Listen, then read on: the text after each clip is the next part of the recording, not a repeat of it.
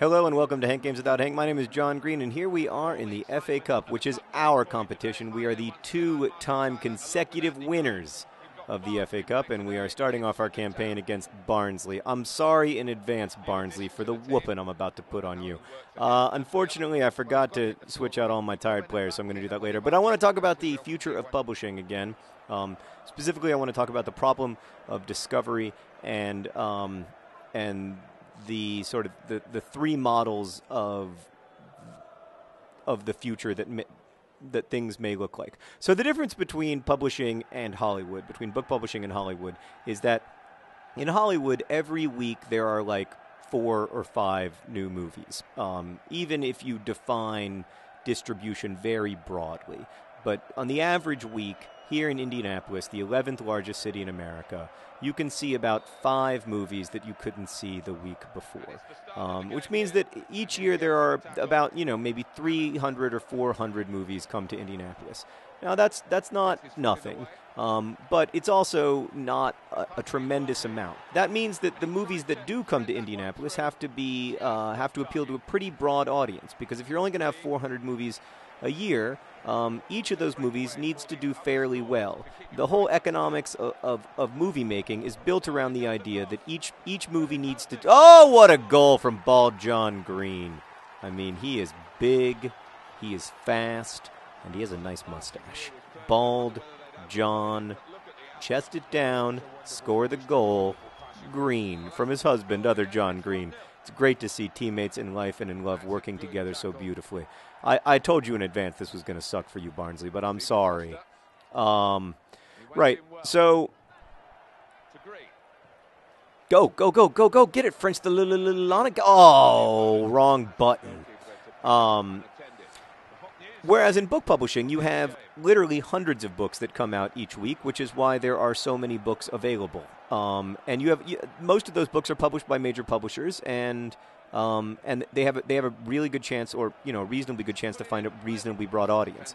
And that is very different from Hollywood, where you kind of have to make stuff. I don't want to say you have to make stuff for the lowest common denominator, but certainly it's much harder to justify the creation of an art film than it is to justify the creation of an art book.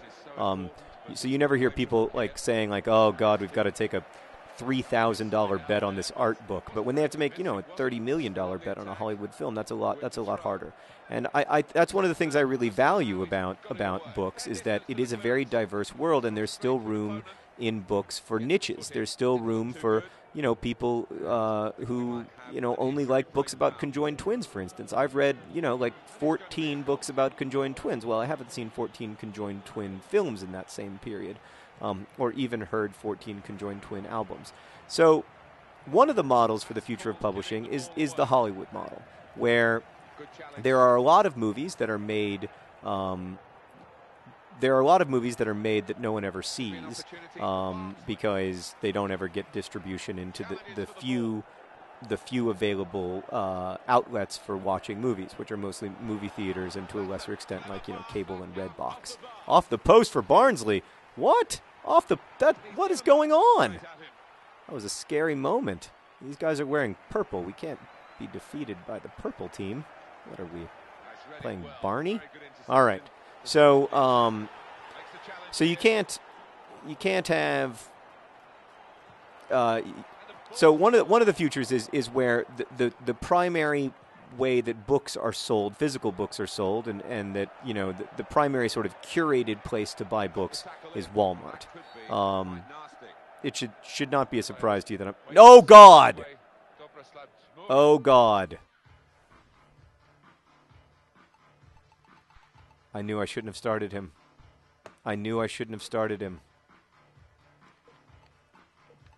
Why didn't I take him out when we scored a goal? Oh, other John Green, our best player, is injured. Oh. I'm taking them both out so that they can comfort each other, and then everybody's exhausted. I'm an idiot. I apologize to my friends and family for this disaster. Oh, no.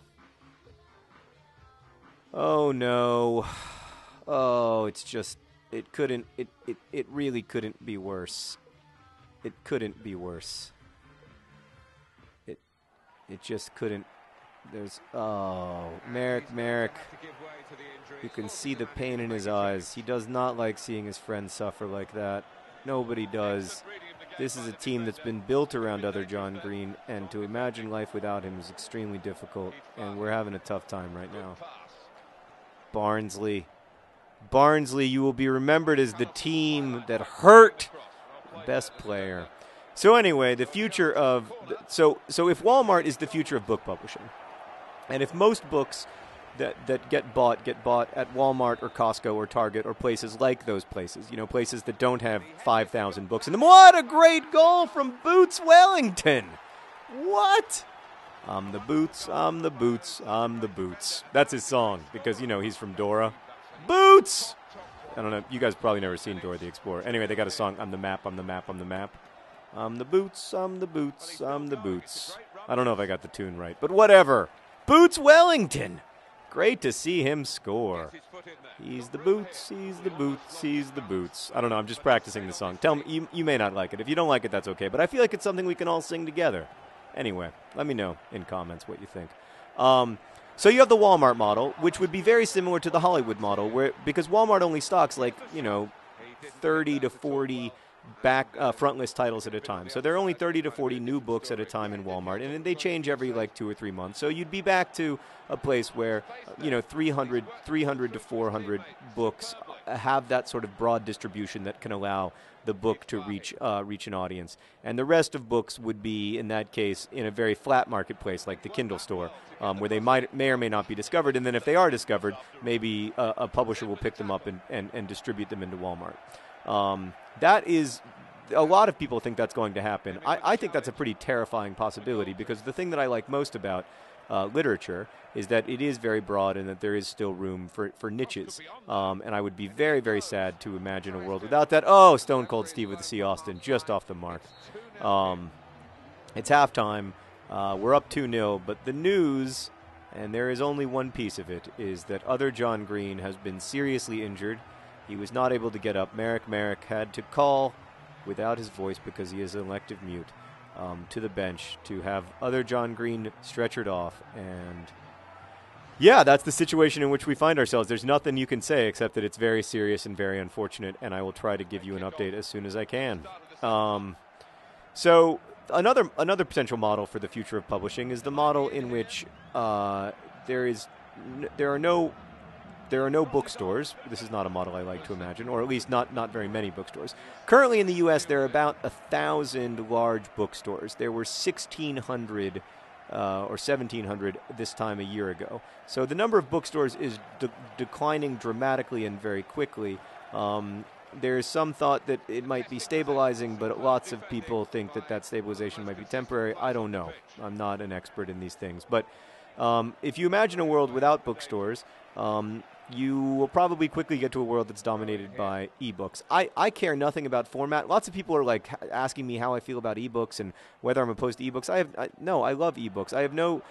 Format doesn't interest me at all. Whether you read on paper or read on a screen is not what interests me. What interests me is how you find what you read and who gets the money that you spend on that reading experience. That is very important to me.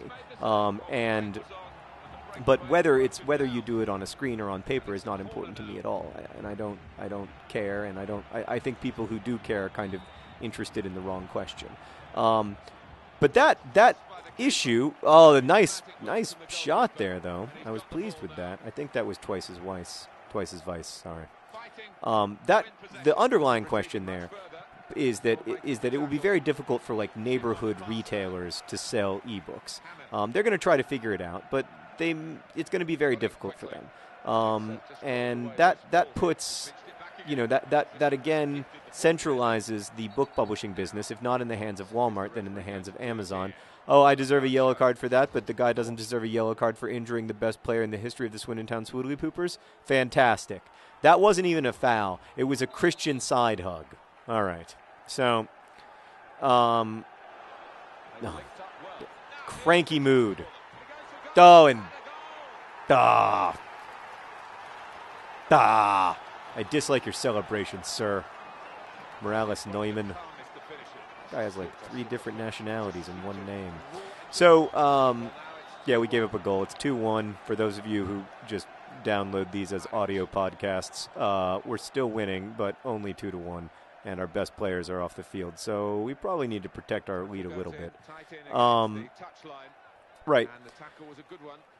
If there's no sort of decentralization in the world of books, can there still be what we're best at, which is having this broad distribution of a lot of titles into the hands of a lot of people? And I think the answer is yes, but it's going to be very hard for publishers then, because it's obvious to me as a published author where publishers add value. However, if I was coming at this from a self-publishing perspective and I was hearing that a publisher wanted to take, some lofty percentage of my royalties in exchange for editing, and of course, like all authors, I don't fancy myself the sort of writer that needs an editor.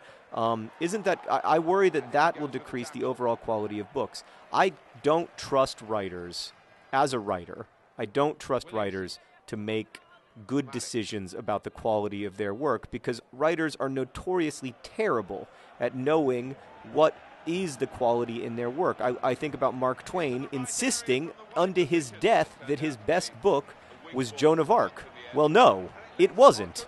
It was Huck Finn, and then a bunch of other books. And Joan of Arc was almost dead last. So writers don't necessarily, that's why, for instance, 7 different winners of the Pulitzer Prize were all edited by Maxwell Perkins, or something. It may not be that many, but it's a lot.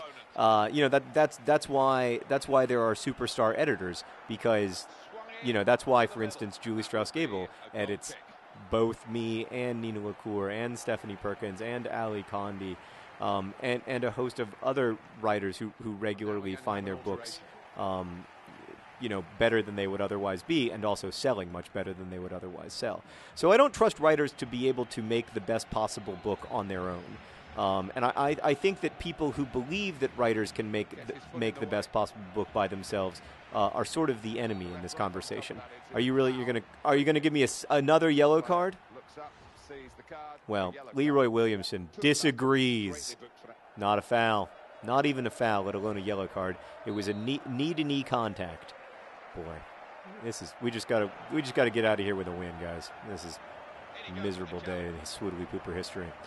So I am genuinely worried, mostly because I don't trust writers, and I don't trust one outlet to do a good job of